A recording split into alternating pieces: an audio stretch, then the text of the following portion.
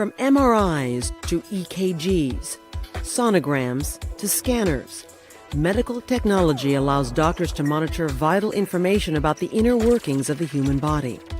Imagine if some of these machines could be made so thin, light, and portable that they could be attached right to the surface of your skin and go wherever you go. There's some very sophisticated device functionality sitting on my skin now. Two NSF-funded innovators have done just that by engineering something called an electronic tattoo, a microelectronic health monitor that has the potential to revolutionize the field of healthcare technology. The electronic has always been rigid.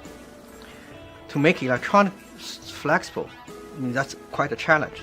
The path taken by John Rogers and Hyun-Gong Huang to develop the electronic tattoo is an example of how collaboration is often a key or critical part of the innovation process. It all started in 2005 when both men worked at the University of Illinois at Urbana-Champaign, and Huang happened to stop by a lecture Rogers was giving on campus. Then we started talking, and we find John's work very fascinating, and John find my work on mechanics useful. So naturally, the two of us evolve and work together. At the time of their first encounter, Rogers, a material scientist and electrical engineer, was looking for new ways to use electronic circuits formed on the surface of silicon. Silicon is a natural semiconductor that has electrical properties between that of a conductor, a material in which an electrical charge can flow freely, and an insulator, a material that doesn't conduct an electrical charge at all. Semiconductors are the heart of most electronics today. So at a very simple level, you can use a semiconductor like silicon as a switching element to turn electricity off or on. Huang, a mechanical engineer who has since moved to Northwestern University, specializes in the mechanics of curvilinear materials, which have surfaces that are wavy. Curvilinear surface means it's a surface that's not flat. That's not, for example, my hat. The surface is curvilinear. By combining their fields of expertise to hatch the initial idea of the tattoo, they set out to manufacture a prototype, something that has taken about 7 years and multiple breakthroughs to produce. But one of the key things is to make electronics as flexible as possible that can follow the skin morphology.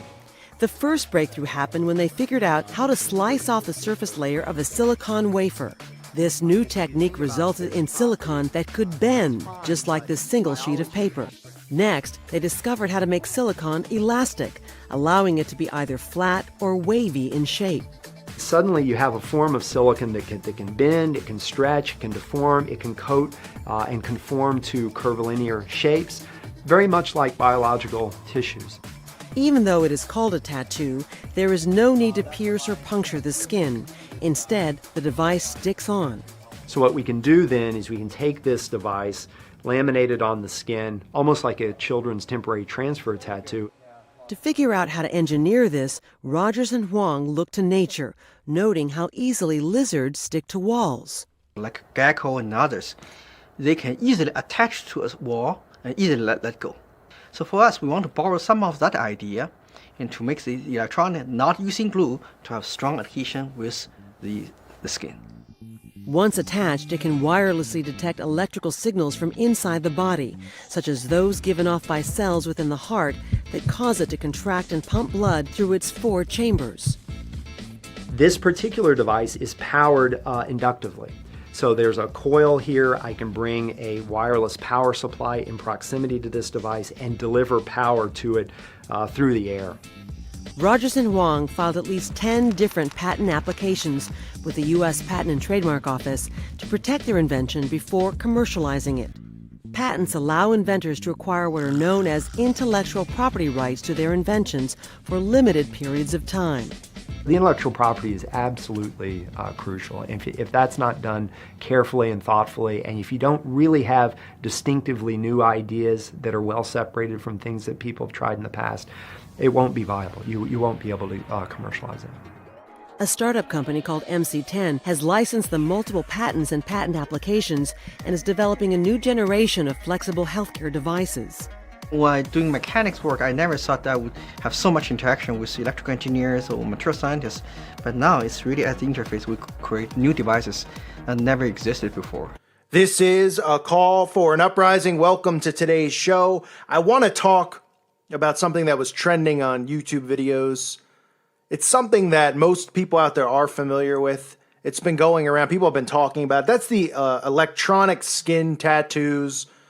Okay, the people have been talking about this being conditioning for the eventual microchipping or the eventual mark of the beast. What it is they're using tattoos, and as we all know, they've been conditioning the masses to want tattoos and making tattoos cool, even though tattoos are a form of bloodletting.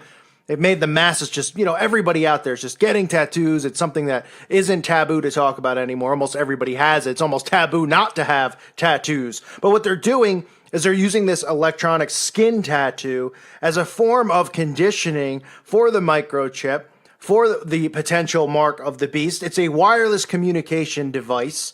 And what this one specifically is that YouTube is now pushing, or at least promoting and putting in their trending section, is the scratch-on tattoo. So it's a fake tattoo that they're using to get people, to get kids, to get the youth out there, 12-year-olds, 15-year-olds, the ones that they're targeting to get this tattoo, which they can use as a wireless device for wireless communication, for touch sensing, so they can touch the tattoo, the fake tattoo on their wrist. They can control their computer screen. They can control their phone.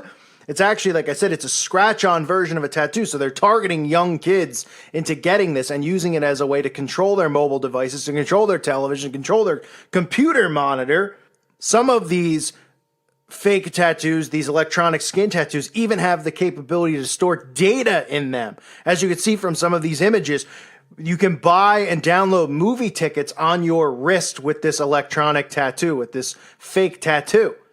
So what they do is you put your phone up to it, you can download the tickets in your wrist, you can go to the movie theater and use your wrist as a form of, getting into the movie theater, because the tickets themselves and the barcode is downloaded into this scratch-on tattoo. So in this video, they go on to talk about and condition people into thinking how it's not taboo anymore to talk about, electronics on your body, electronic markings on your body. They say it once was taboo, but now with science fiction and all of this stuff, because they've used science fiction, they've used the media to condition people into thinking that this is safe, that this is the future, that you're not going to need a wallet anymore, that you'll have a tattoo or a mark, or this is obviously conditioning for what could be under the skin and inside of the body and under the skin.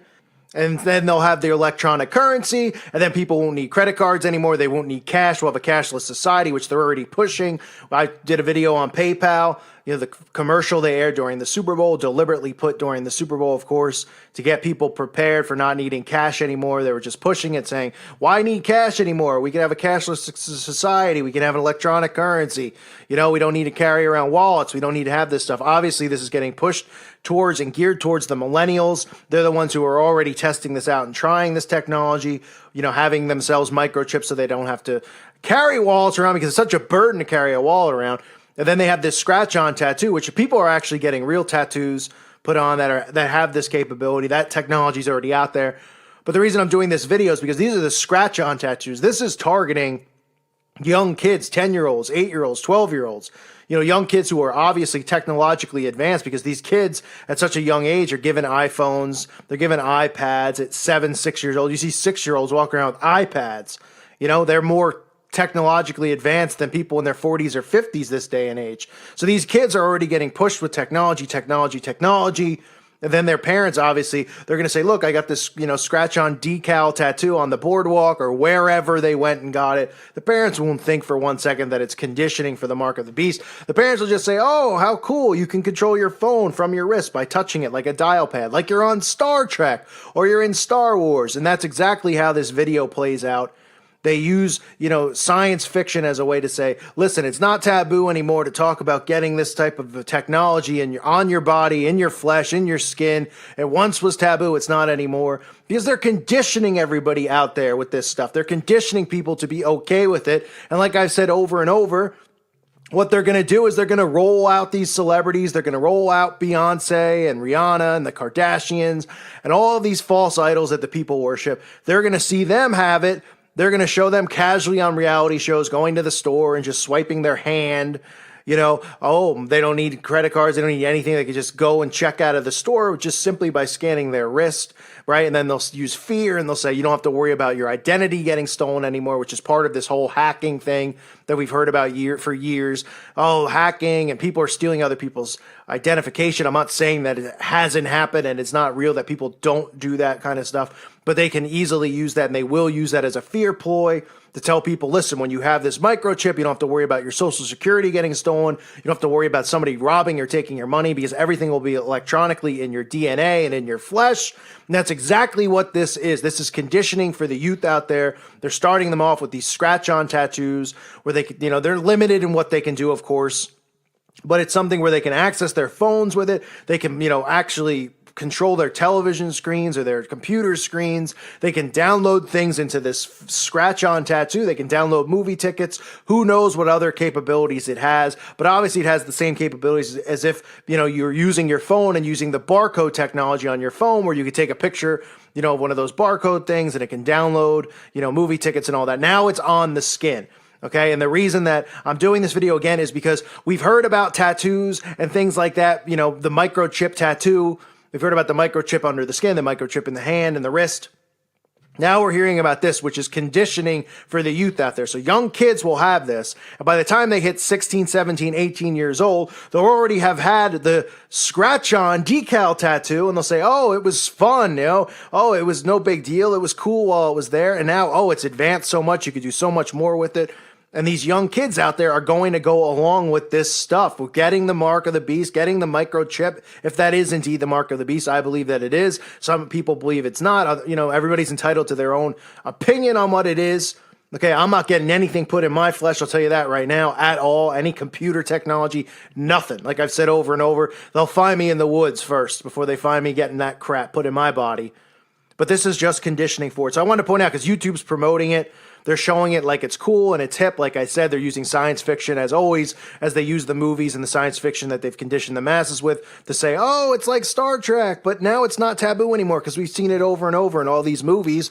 Don't be afraid to get it. And they're trying it out on the youth, because obviously I don't think you're going to see a 30-year-old or 40-year-old at work with one of these fake scratch-on tattoos on his wrist. He might get beat up. If he does, I mean, I don't know if he gets beat up or not, but it's pretty embarrassing if you're a grown man walking around with this, this cheesy little scratch-on tattoo. But obviously a young kid, right? No big deal. You get it on your wrist, so you play around with your phone and stuff like that, and you're conditioned for what is to come in the future. And that's what this is all about. So YouTube, of course, promoting it.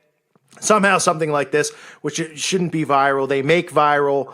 Like I've said over and over, they push these things in the trending section. Obviously, if you go through it, I did a video on it one night. You go through it. It's just every agenda you could possibly imagine in there. The gay agenda gets pushed. The homosexual, transgender agendas. You see the stuff with Hillary and her illness in there. You see the race war propaganda pushed in there. And then, of course, you see the musicians that they want to push, and their videos are filled with satanic symbolism, like Bon Iver, whatever his name is, and his video that had nothing but Freemason imagery in it.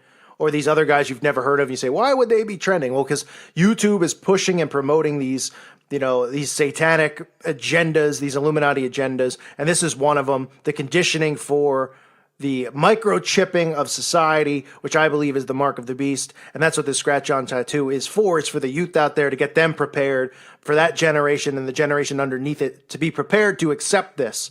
So YouTube, again, promoting this nonsense. It's just garbage, absolute filth, as they continue to desensitize everybody and condition them for this satanic agenda and the ushering in of the Antichrist. It's unbelievable, it really is. I thank you for listening to today's show. God bless all of you. May peace be with you.